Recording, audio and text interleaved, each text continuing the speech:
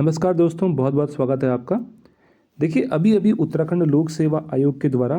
एक नोटिफिकेशन निकाला गया है जो है कनिष्ठ सहायक परीक्षा 2022, यानी कि कनिष्ठ सहायक परीक्षा जिसका विज्ञापन आया था 2022 में। तो उससे संबंधित एक बहुत महत्वपूर्ण नोटिफिकेशन उत्तराखंड लोक सेवा आयोग के द्वारा जो है वो निकाला गया।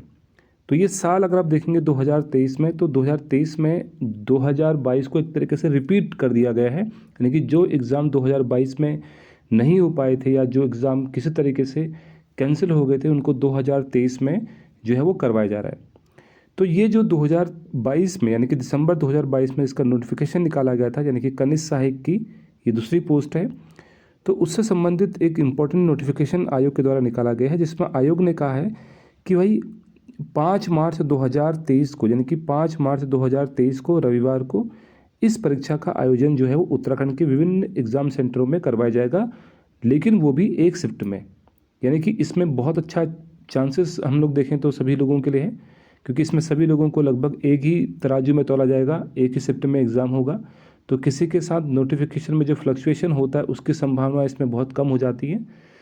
तो 5 मार्च 2023 को रविवार को इसका आयोजन किया जाएगा।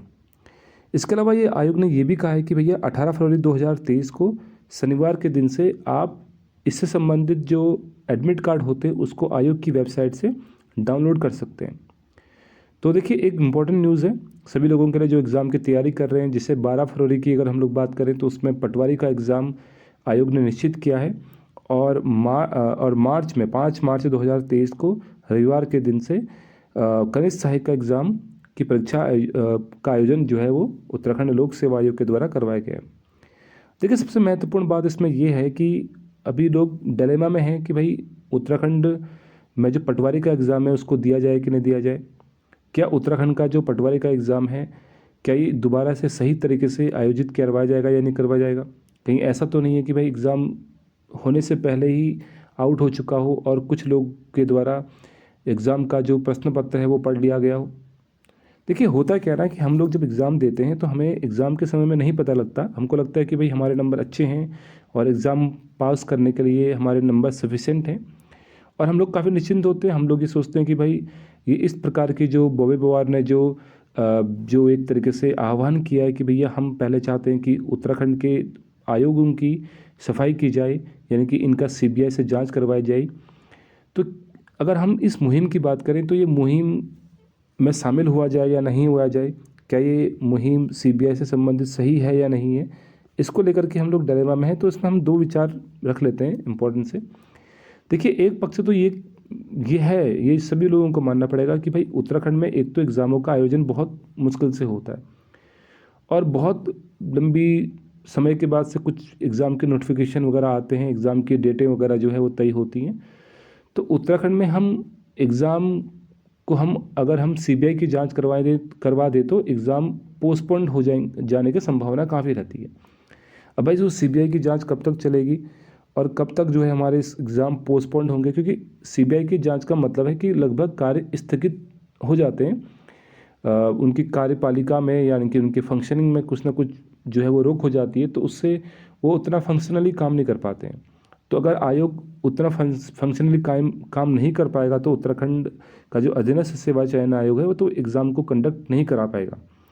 तो इससे होगा क्या कि भाई जो बच्चे जो है अब जिनकी एज निकल रही है, जो नए नए बच्चे हैं उनके लिए तो उतना दुखदाई नहीं होगा, लेकिन जो बच्चों की एज हो चुकी है, जो परिपक्व हो चुके हैं, जिनकी तैयारी अच्छी लेवल की हो चुकी है, और अगर उनको भी उनका जो एग्ज़ाम है अगर वो आगे खिसकता है तो कहीं ना कहीं उनसे एक मानसिक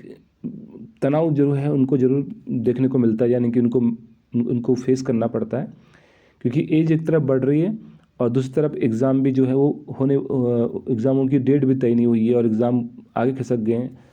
तो उन लोगों के लिए तो एक बैड न्यूज़ हम लोग कहते हैं। जो बच्चे जॉब में हैं, ऑलरेडी जॉब में हैं, वो कहीं ना कहीं भले उनकी एज ज़्यादा हो चुकी है तो कहीं ना कहीं वो इस सब चीज़ को फेस कर सकते हैं, लेकिन एक न्यू विद्यार्थी के लिए बात करूँ मैं तो उसके लिए भी काफ़ी देखा जाए तो ये ठीक ठाक समय रहेगा। लेकिन वो विद्यार्थी जिनकी एज हो चुकी है, अभी कोई भर्तियों में उनका स्थान या उनकी जॉइनिंग नहीं हुई है और उस बीच में अगर एग्ज़ाम आगे बढ़ते हैं तो उनके लिए काफ़ी कह सकते हैं कि दुखदाई एक एक क्षण रहेगा ये। लेकिन दूसरी बात अगर हम लोग कह रहे हैं कि भाई सीबीआई की अगर हम लोग जांच नहीं करवाते हैं तो आयोग जो है वो इस प्रकार के जो कृत्य आयोग के द्वारा किए जा रहे हैं कि भाई आयोग के अंदर से ही पेपर को आउट करा दिया जा रहा है। तो अगर हमको ये लगता है कि भाई हमको सीबीआई जांच नहीं करवाएं, इसकी हम सीबीआई जांच नहीं करवाएं, आयोगों की हम लोग सफाई नहीं करें, बॉय बॉयर का जैसे आह्वान है कि भाई हम सीबीआई की जांच पहले करवाएं, इसकी सफाई करें। तो अगर हम सीबीआई की जांच में नहीं जाते हैं तो होगा ये कि हम लोग पेपर दे के आएंगे और हमें लगेगा कि हमारे नंबर इतने अच्छे हैं कि हम लोगों को स्थान मिल जाए। तो होगा क्योंकि जिस दिन रिजल्ट आएगा तो हमको देखने को मिलेगा कि भाई एग्ज़ाम का जो रिजल्ट है वो तो काफ़ी हमारी एक्सपेक्टेशन से काफ़ी अलग है।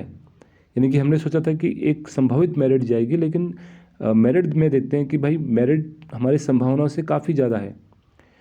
तो उस समय फिर हमको शंका होती कि भाई कहीं ना कहीं एग्ज़ाम में कुछ गड़बड़ हुई है। कुछ लोगों को एग्ज़ाम से पहले ही पेपर दिखा दिया गया होगा, एग्ज़ाम से पहले ही उनको पेपर पढ़ा दिया गया होगा